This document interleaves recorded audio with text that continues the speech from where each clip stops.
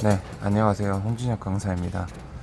그 최근 약수령 논술에 대한 문의가 많아 이제 관련 짧은 영상을 좀 제작을 보게 되었습니다.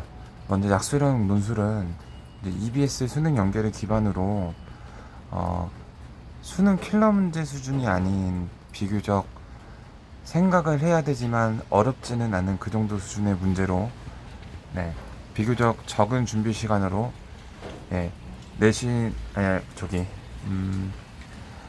3등급 후반에서 4등급 초반 정도의 대학을 인서울 대학도 포함이 되고요. 그러니까 소위 인가경 라인이죠.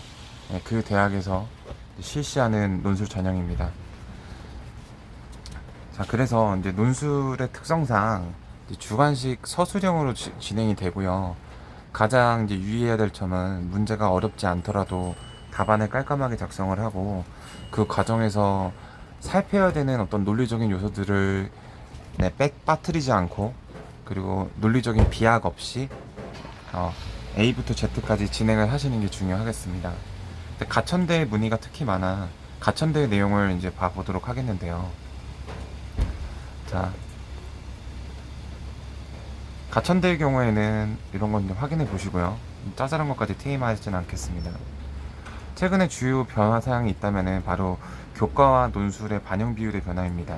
자, 이 페이지를 보실게요. 지금 가천대 논술 전형은 1000점 만점으로 이제 논술이 600점 만점인데 그 중에서 400점이 기본 점수고 450점이 기본 점수고 150점이 이제 획득 점수로 15문제가 출제가 되니까 한 문제당 10점으로 배점이 되었습니다. 이제 이 녀석이 800점 만점으로 바뀌게 된 건데요. 그래서 추정컨대 600점 기본 점수에다가 이제 200점 같은 비율로 이제 환산을 하면 이런 획득 점수를 가져가게 되는 것이고요. 기본 점수가 어떻게 깔릴지 그런 거는 추후 이제 좀 업데이트를 드리도록 하겠습니다. 자, 이렇게 되는 건데요.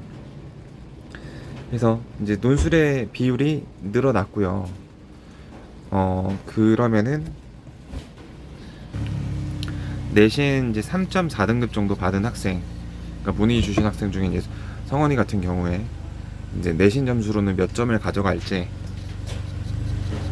그 다음에 합격에 들기 위해서는 논술에서 몇 문제를 맞춰야 될지 이렇게 좀, 그래서 지금 현재 실력을 미루어 짐작했을 때 몇 문제를 맞출 것 같은데 나머지 시간에 그 추가로 획득해야 되는 점수를 만들 만한 시간이어서 결론적으로 논술을 지원을 하는 게 합리적인 선택일지 합리적인 선택이 아닐지에 대한 생각을 해보겠습니다. 가천대학교에서 발표한 그 논술 전형의 입시 결과인데요. 항목을 먼저 설명을 드리겠습니다.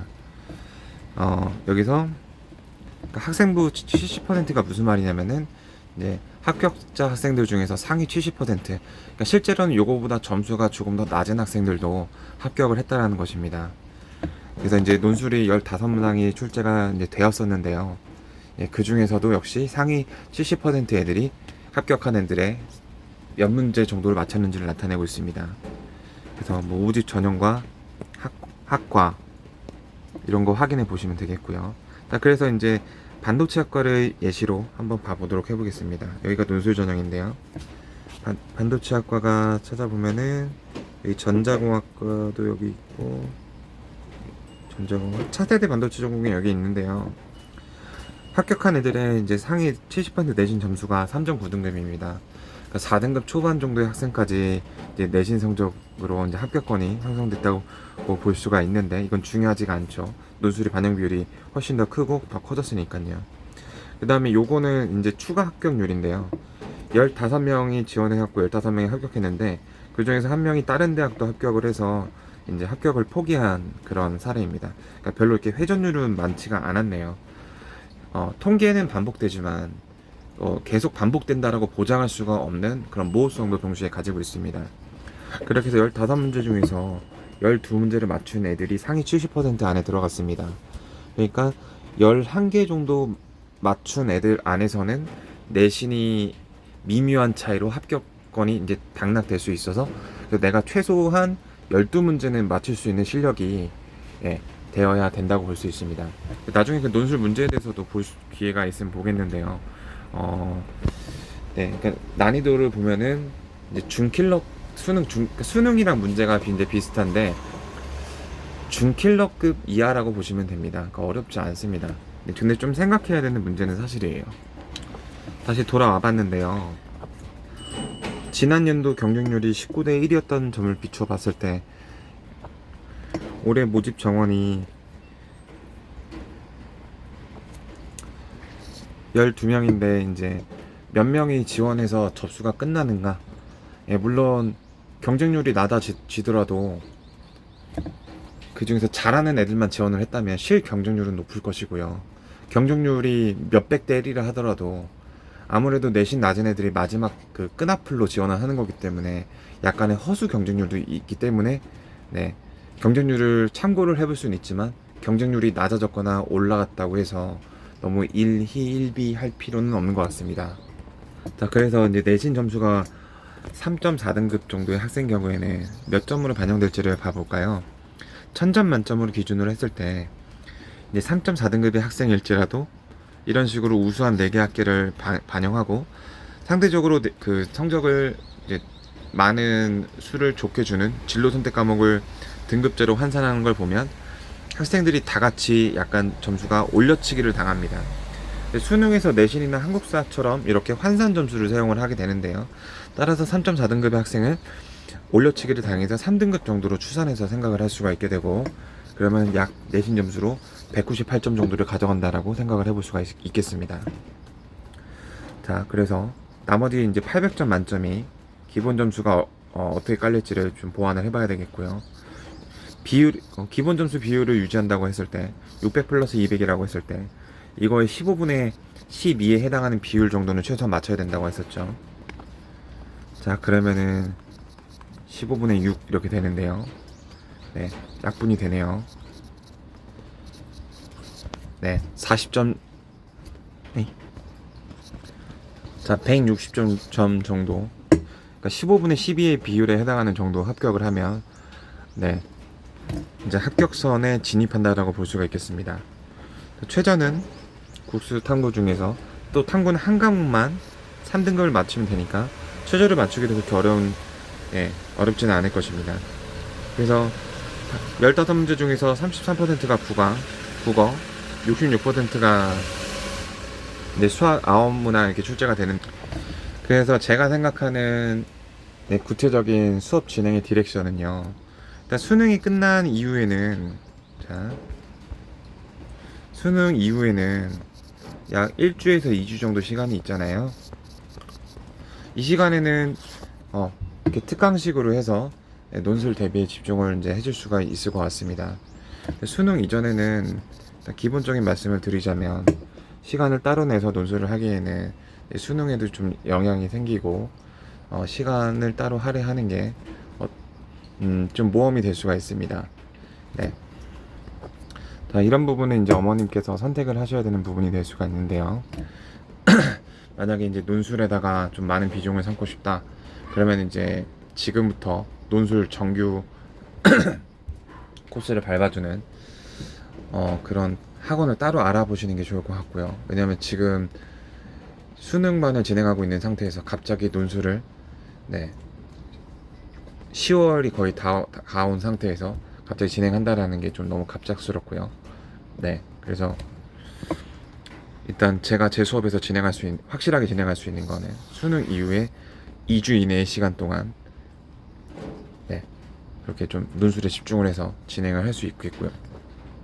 이 시간만 하면 확실하게 뭐 합격을 주겠는가는 이제 학생의 실력을 더 디테일하게 봐야 되기 때문에 확실하게 답을 드리지는 못하겠으나 일단 수능 성적으로 수능 모의고사 성적으로 평소에 해오던 어떤 수학적인 머리를 갖고서 봤을 때 또 그렇게 완전 불가능하다 이런 수준은 아닌 것 같습니다. 좀 애매한 답변을 드리게 돼서 죄송합니다. 하지만 그래서 결론적으로 트라이를 해보는 게 좋냐 안 좋냐라고 말씀을 드린다면 분명히 트라이 해볼 가치가 충분히 있다라는 말씀을 드리고 싶습니다. 내신 성적 면에서나 기본적으로 이제 가천대 문제 난이도나 합격 선을 봤을 때 말이죠. 그리고 지금 제 수업을 듣고 있는 학생들의 수준을 봤을 때 종합적으로요. 자, 이제 영상을 마치려고 하는데요. 마치기 전에 이제 한 가지 더 말씀을 드리자면, 가천대하고 비슷한 포지션에 있는 약수론 논술을 진행하는 여러 가지 학교가 있습니다.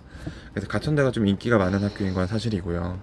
근데 이제 수원 저기 장안구에 거주한 학생들 기준으로 통학거리가 비슷한데 이제 성적대 라인도 비슷한 그런 대학이 또 36대가 있습니다.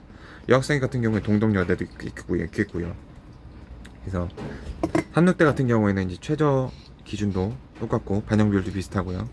얘는 이제 수리 논술 위주로 진행이 될 가능성이 높아서 36대까지 이제 저기 조원동에서 저기 1시간 저기 몇 분 걸리더라? 1시간 4, 50분 걸리더라고요. 근데 가천대도 1시간 저기 30분 정도 걸리더라고요. 뭐 인천 캠퍼스나 저기 성남에 있는 저기 메디컬 캠퍼스 거리가 이제 좀 비슷한 걸로 기억을 합니다. 그래서 36대 정도 하나 원서를 같이 지원해 주는 것도 나쁘지 않을 거라고 보입니다. 지금 수시 원서 접수에 대해서 또 정리해 드리자면 한 해에 6개의 원수가 접수가 가능합니다. 그러니까 전형과 상관없이 6개이기 때문에 마치 정시처럼 내가 한 학교를 정말 가고 싶으면 여러 가지 전형, 기본적으로 대표 3개의 전형이 있죠. 논술 전형, 교과 전형, 종합 전형이요. 근데 이 3개의 전형을 각각 지원을 해서 한 학교에 3개의 원서를 다 쓰는 방법도 있습니다. 네, 그래서 지금 이제 자기가 올해 6개 중에서 이제 몇 개의 학교를 지원을 했는지, 그래서 몇 개가 남았는지를 생각을 해보시고요.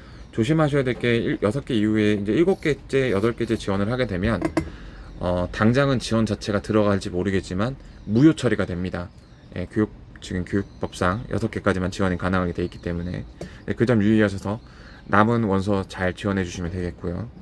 어쨌든간 그 논술에 대해서 만약에 논술을 하지 않고 수능에만 집중을 하겠다, 그럼 깔끔하게 그렇게 집중을 하시고, 만약에 논술을 할 거라면 이왕 논술 준비를 한 거 노크를 여러 군데 두들겨 보는 게 낫지 않겠어요? 제가 예쁜 칼을 만들었어요. 그 칼을 무도 한번 배워보고 나무도 한번 배워보고 이래야 되지 않겠습니까? 그래서 논술을 할 거라면 비슷한 포지션에 있는 학교 한두 개 정도 더 지원해 보시는 것을 제가 권고 드리면서 이상 영상 마칠게요.